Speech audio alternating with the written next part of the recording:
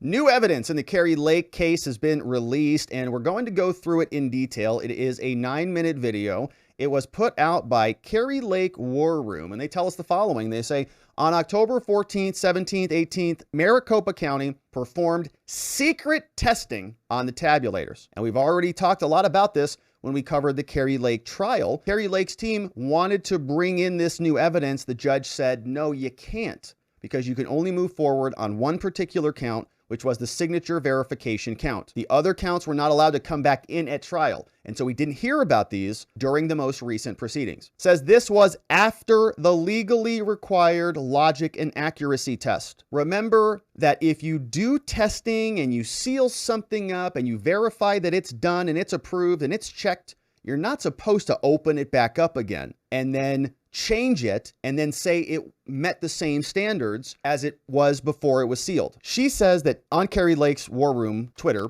that 260 of the 446 tabulators failed. They were used on election day anyways, though. 59% of those failed on election day. So they certify that they're good. After they're certified, they change them, which voids the certification. Then they test them after the change. The change causes failures. The failures are ignored, essentially. They're put into production on election day. We see the same problems, is the allocation. Now, there's a video that we will narrate through that purports to show evidence of this, and we'll also review some of the reaction where they explain, meaning Arizona officials like Stephen Richer, that every one of these bits of evidence, every one of these videos, every one of these frames shows legal and approved changes, approved adjustments to the election day proceedings, and that it's all verifiable. And we're going to ask ourselves what is going to happen next in Arizona, because Katie Hobbs and her administration as governor, they are losing their leaders. Katie Hobbs and her chief of staff suffered a loss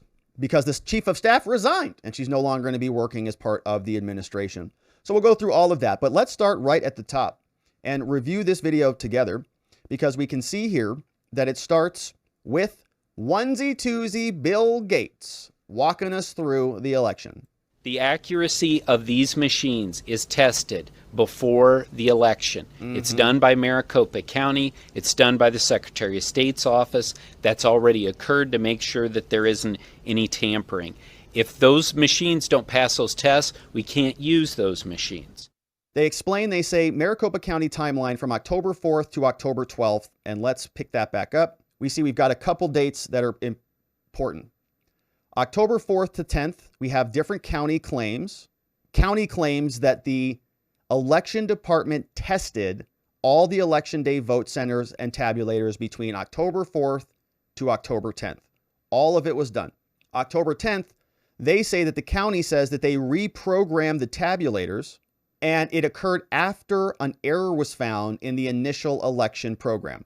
So there was some testing and some changes. We're testing. October 4th, there's a change. We make a change to fix the error. County claims that on October 11th, they tested and passed all statutorily required logic and accuracy testing. They're done by the 11th, which is great, because by the 12th, early voting begins. And remember, November is just a short way down the line with the election day coming up in November. So we continue forward, and we have a rough timeline assembled for us. And as this progresses, we see that they tell us that all 446 election day tabulators were tested in that window from October 4th to October 10th. All of them, all 446.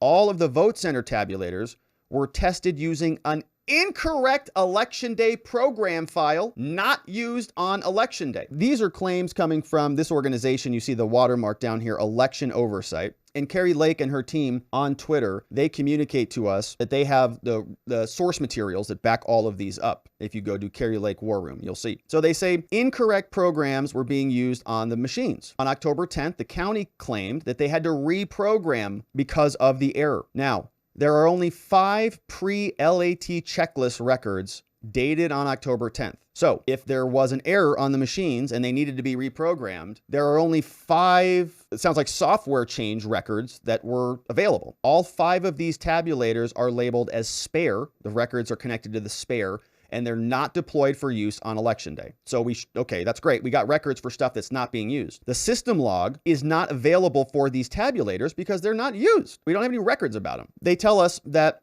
These are the records from the different spare tabulators. They pull all the records for us, and most of this data came from public records requests, not from formal disclosure from the government, as part of the Kari Lake trial, rather. And you see here we've got a number of different dates. This one looks like it is maybe September. Dates are hard to read. That looks like an October. Another date, pre-LAT checklist. And they're running through the different lists and the different dates. All of them say the 10th. All of them look like they were on the 10th, actually. These 5 spare tabulators were the only tabulators tested during the statutorily required testing period. There's no records of other tests. It says there's no way of knowing what election program was running on the 5 spare tabs because they didn't have the logs, because they were spares. So they weren't keeping close eyes on them. It could have been one of 3 options for the software. 1, incorrect election program that was tested and not used. It could have been that. It could have been a copy of the election program file that was used on election day, or it could have been a completely different file that was used. We don't know what it was because there's no logs about that. So remember that Kari Lake had 2 different trials, and we covered both of them at length here.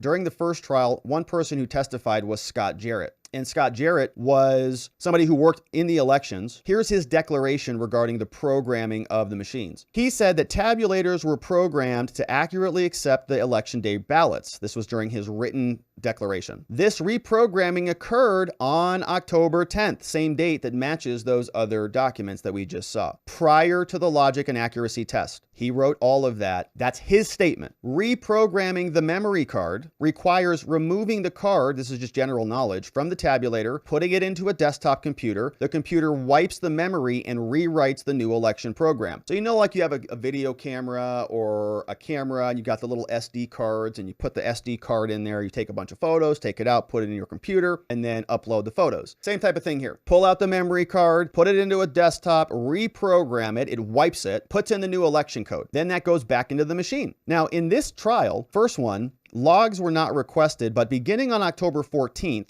and occurring through October 18th, Maricopa County installed new memory cards. And you see this date, beginning on October 14th. Again, this is from Scott Jarrett's declaration, they tell us. Maricopa County installed new memory cards that had the certified election program, beginning on October 14th and occurring through October 18th, meaning it came after the certifications. It came after the prior verification steps. Maricopa installed new memory cards that had the certified election program. Due to the reformatting, the logs and memory cards would have a start date of either October 14th, 17th, or 18th, the date they were reinserted into, presumably, the tabulators. Maricopa County, they tell us, reprogrammed all of the election day tabulators between October 14th through the 18th, which would be after those earlier days on the 10th. Here is the reprogramming of the memory cards. You've got some video footage of it. And one of the common responses to this from the Maricopa County people is they're saying, well, these people wouldn't just be committing felonies. You know, they're not openly committing felonies. Why would they commit felonies on all of these machines in broad view in public? And the response to that is nobody is saying that they think that they're committing felonies. Nobody believes that these people specifically, maybe they do specifically. I don't know these people. There's no evidence of them, right?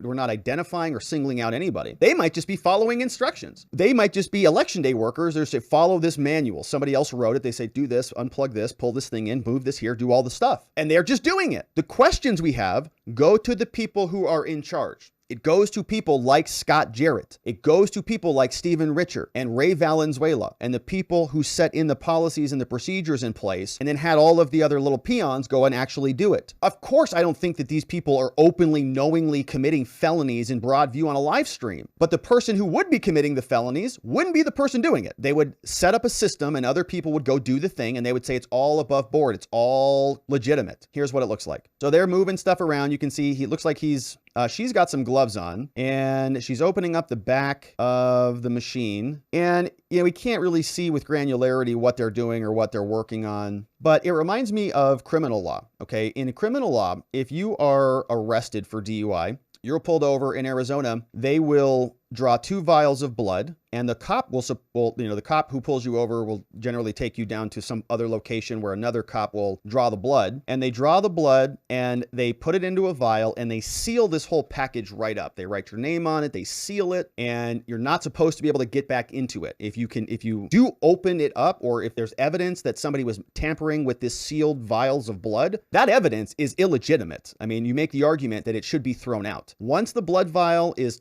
taken and packaged and sealed, if somebody's manipulating that, you don't know what happened to that blood. You don't know if somebody took it put it in a microwave, if somebody opened it up and added something into that. You have no idea. So if the seal is breached, we just say it is invalid. We just can't use that anymore. It's so serious, my friends. If something happens to the officer who transported the blood. Okay, let's say one officer draws you out of the vehicle and they bring you to another officer who draws the blood, and that officer gives it to another officer who transports the blood, and then it goes into evidence. If something happens during the transport of the blood, that evidence is now theoretically tainted, and you can get the blood thrown out in a DUI case. It's called chain of custody, and it's called the preservation of the integrity of the evidence. So if you start certifying something and then you manipulate it after the fact, it is no longer certified. You got to test it again. You got to do it all over again, because your change manipulated, it changed the ecosystem. So for them to just say that we can do that haphazardly, it wouldn't stand up in criminal court at all. Why should it stand up in our elections? And we saw people doing a bunch of stuff, and it looks like they're taking cards back over to this person who's on the computer. They're opening up the different machines. They're running the different tabs and the different SD cards over to this guy. He's plugging them in one at a time, and he's just reprogramming them. And again, they probably think it's all legitimate. Somebody sent him an email. Hey, reprogram, update all the tabulators to version 1.1.7. He goes, okay, sounds great. We'll do that tonight. No problem. And these are just, good people working hard. Just, okay, replugging the stuff in, just like it's not even a thing, because they think that they're in compliance with the law, not knowing that the people who are actually running the election are the ones covering it all up. So they're moving stuff around. And as we fast forward, we get some more data. Now, the Dominion manual, so they're pulling from the Dominion records. They say, as part of this process, every tabulator must be tested from their own manual. Make sure to test every tabulator. On October 11th, Maricopa only tested the 5 spare tabulators. And remember, they were updating the software on the 11th through the 14th, but they didn't. On October 11th, the county's statutory required logic and accuracy test consisted of running 13,000 early and election day ballots through a combination of central vote and vote center tabulators. The county successfully cast a total of 45 election day ballots using the 5 spare tabulators that weren't even used on election day. So sounds like they were testing equipment that wasn't actually being used. The test that was conducted by the Secretary of State, which at the time was Katie Hobbs, consisted of running 1,100 early and election day ballots through a combination of votes.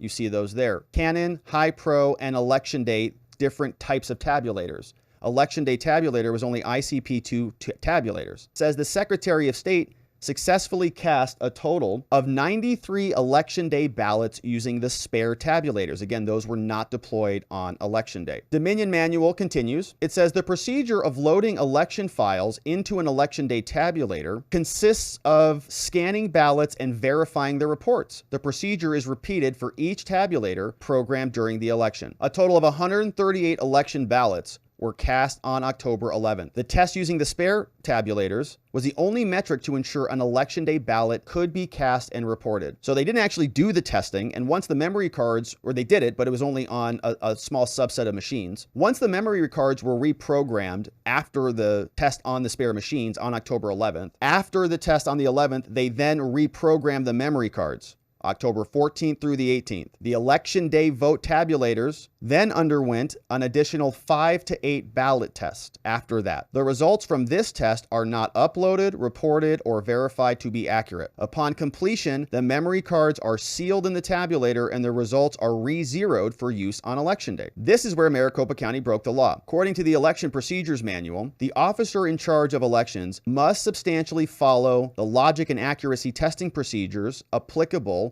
to the Secretary of State, except that all of the county's deployable voting equipment must be tested, all right? Manual says all of the equipment must be tested. Secretary of State's office must conduct its logic and accuracy tests after the officer in charge of elections has conducted county-level tests wherever practicable. The officer in charge of elections must utilize the actual election program for Election Day and not a copy. We must have physical, this is all from the manual, from Arizona's manual. Physical security of the electronic voting system must be sealed with tamper-resistant or tamper-evident seals once programmed, just so somebody can't open up your blood vials when you get a DUI and add in alcohol or something and close it back up. We don't want you to be able to put in the code for an election system, seal it up, and then open it back up again. If somebody does that, we want to know. The officer in charge, it says physical security must be preserved, must be sealed with tamper-resistant, tamper-evident seals once reprogrammed. The seal number, according to the manual, must be logged as corresponding with the equipment and the election media that has been sealed. So you keep a spreadsheet, you have the machine, tabulator 1, you have the election media, it's SD card number 1 with election software 1.1.1, whatever. Then you actually seal it, and that seal also gets encoded. So you have a clear chain of what's in this machine, who did the work, signed by somebody so-and-so, and it's all logged. And once it's sealed, right? And it's logged. Must be sealed. The seal number also must be logged. This is from Arizona's manual. We want to follow it. Now here, Maricopa did not log the memory card admin door seals. We don't see who the admin was on any of those. Side door, we see all these admins are locked out. Who did that? Who wrote those numbers? Not sure. Just a dash, a line. That's who was responsible for it. Now, Maricopa County's legal response on logic and accuracy testing attempts to discredit the facts and to mislead the public. It says here, let's look at this section. Kari Lake, they say, falsely alleges that the county conducted secret testing of the center tabulators on Election Day and that the tabulators failed this secret testing. Looks like this is video of some of the failures that we're watching. Woman inserts the ballot, paper jam right there. Oh man, that one didn't work. Got to pull it out of there. Okay.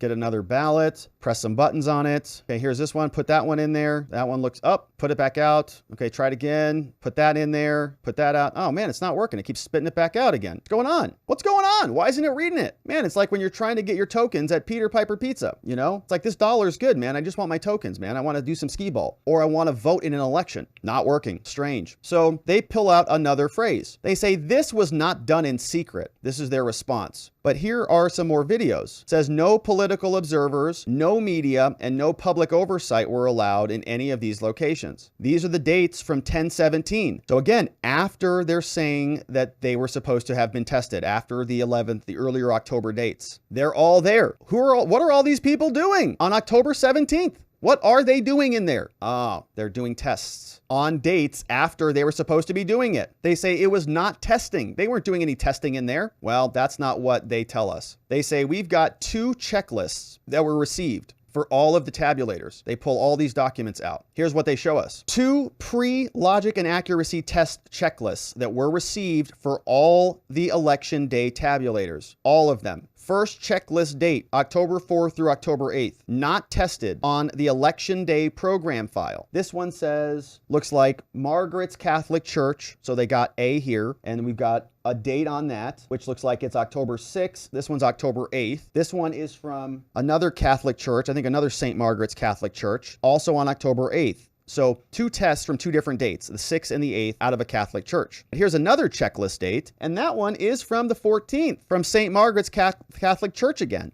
And another one from St. Margaret's Catholic Church again. And they tested it again, 10/14 now. 10/14 now. So a matching pair of these. This one was not tested on the election day program file. So then they presumably updated those. And then those changes came in after the certification. They say it was not misconduct. This is the government speaking, but those dates claim clearly after the fact. They did not follow the law. They did a bunch of stuff and the machines didn't work. And this is perhaps the biggest scam and scandal in this whole thing, is that this is what it looked like in Arizona on election day. So it's not even as much, it is about what happened in the ballot tabulation centers and how signature verifications worked and all of the other nefariousness about Arizona. But it's also about the people who had to go through this and the people who were disenfranchised and the people who just left a line like this when they were out trying to vote. It's the people who couldn't participate, and it's the people who never got an opportunity to even walk in there because they were disenfranchised at the day election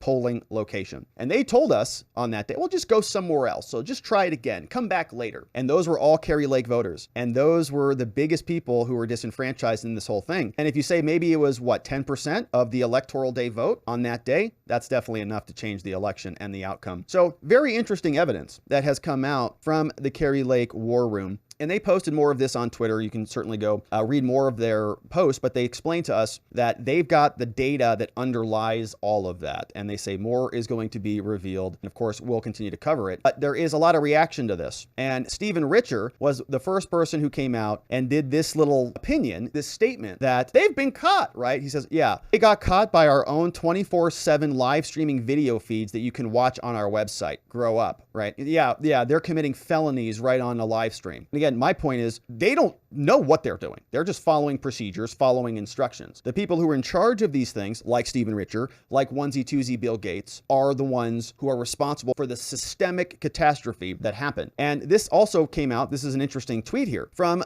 Garrett Archer. He says, you know, for a group of people who are apparently willing to risk jail time, they're sure nonchalant about breaking into sealed election machines under 24-hour live stream surveillance, right? So the fact that it's open and they're being watched means there's no nefariousness going on, even though the people who may be doing the nefariousness have no idea it's nefarious at all. So Garrett says, ironically, they were setting the tabulators to reject EVs and provisionals, an additional security layer, right? Well, that's interesting. Maybe that's all it was. That's the other evidence that they always say is, no, it's all legitimate. All of those things were just regular testing. They're allowed to do it all, right? It says it's so sad that there are people out there willing to lie so brazenly. Apparently, the country is both brilliant and stupid, the county, at committing election fraud. It ebbs and flows and so on. But here's a curious comment from DeSantis 2028. He says, you know, they aren't allowed to touch the machines after they're being sealed. You know that. He said, where'd you get that one? Somebody else responded, says, the election procedure manual might be a good one to look. Unless you're saying they were performing an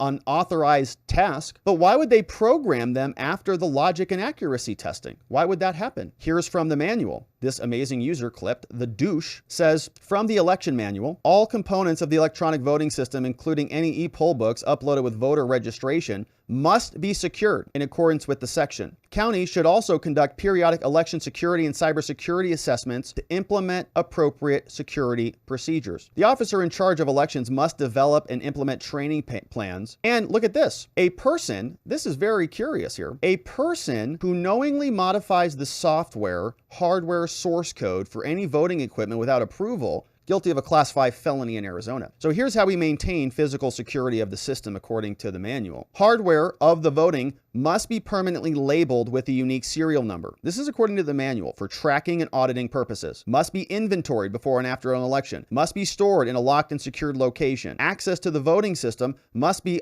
done, including the voting equipment, must be authorized by the officer, and access must be documented with a written log or electronic key card access that indicates the time, date, and identity of the person accessing the system. And didn't we see in a bunch of those other videos, those different logs where they were not showing us who was actually signing it? It was just a dash. And also, this must be sealed with tamper-resistant or tamper-evident seals once programmed. The seal number must be logged as a corresponding to a particular voting equipment. The log should be preserved. In the event of a recount or a retally, the officer in charge should be prepared to submit an affidavit. And then it must be safeguarded from unauthorized access, may be accessed by election staff only to the extent necessary to perform their authorized tasks, and must be witnessed by 2 or more election staff members of different political parties, if possible, when being moved or transferred, which includes the inventory of the equipment and the chain of custody before and after the move or transfer. So election staff, they were accessing it, were those authorized tasks, and they must be sealed. And once they're programmed, okay, this is what he's saying. Once they're programmed, you don't get to go in there and reprogram them again. They're sealed. You're done. That's why you seal it when you're done. You don't want your DoorDash driver to open up your food and add in a little bit of extra spice for you before he brings it to you. Otherwise, it's tainted, right? You want it sealed. And they are now, according to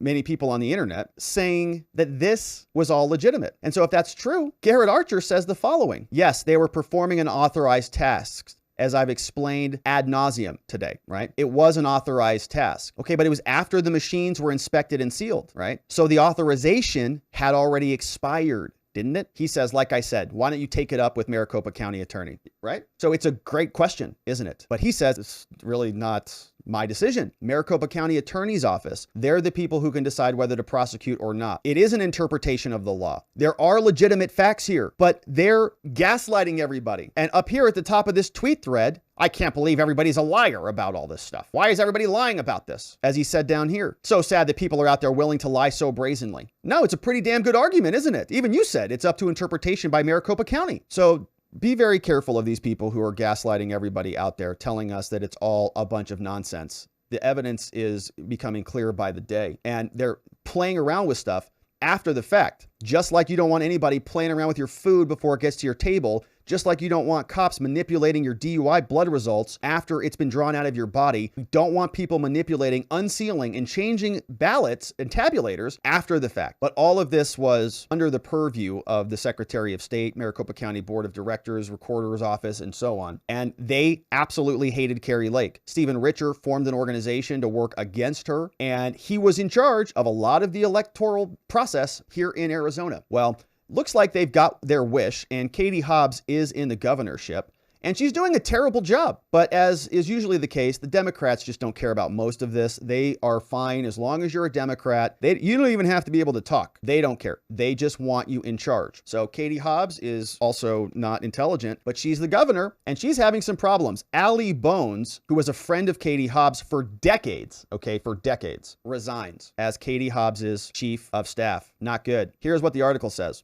Arizona Governor Katie Hobbs, chief of staff, resigned her post effective immediately on Thursday. Bones is the number four of Hobbs's top advisors to leave the administration within the first 6 months. Oh, nice. Adding to the instability at the highest levels of government in Arizona. Hobbs wished Bones the best. She exemplifies being a public servant of the law. Hobbs touted Bones' leadership in getting a budget deal passed, but as the dust settled on the deal, no evidence emerged that Hobbs, with Bones at her right hand, had used their leverage like getting cabinet nominees through. In the span of 3 weeks in April and May, Hobbs, whose first months in Arizona were characterized by verbal sparring with Republican leaders, twice found herself at odds with Democratic lawmakers. Wow, even Democrats don't like her. Democrats critiqued the governor over the budget deal that did nothing to rein in the private school voucher program, and another volley of friendly fire after Hobbs vetoed a bill that would have allowed more homemade foods, including tamales, to be sold commercially.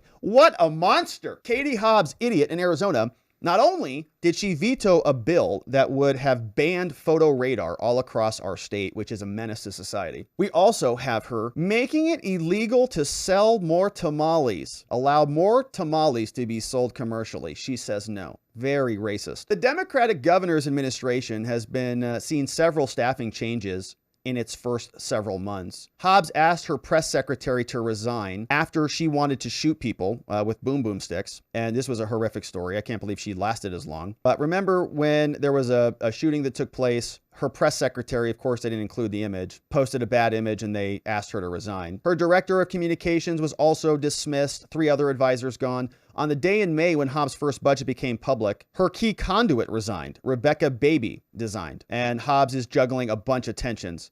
Bones made $200,000 as Hobbs's right hand. Two had been friends for a decade, worked with her as assistant secretary of state while she was the secretary. Hobbs worked in policy, worked on domestic violence. She didn't return a call. She's just going to go out and pursue new opportunities, which means when your chief of staff leaves, it's basically a total failure of leadership. It's, I'm out of here because this is going to be a disaster zone. This woman been working with her for 20 years, assistant. Now they finally get the big prize and she's like, I'm out of here, getting out of the blast zone because she's incompetent. So that's what's going on in Arizona. Kari Lake is continuing to fight this, of course. She's promised an appeal. She's also explained to us that she's launching a new voter outreach organization to help people get out there and register others to vote and get those ballots in and counted. And so we're going to be continuing to cover this here in Arizona and elsewhere because this is a very important state for the whole country. And if it's going to be happening here in Arizona, there's concerns it's popping out into other states. And so we have to be vigilant and we will continue to cover, my friends.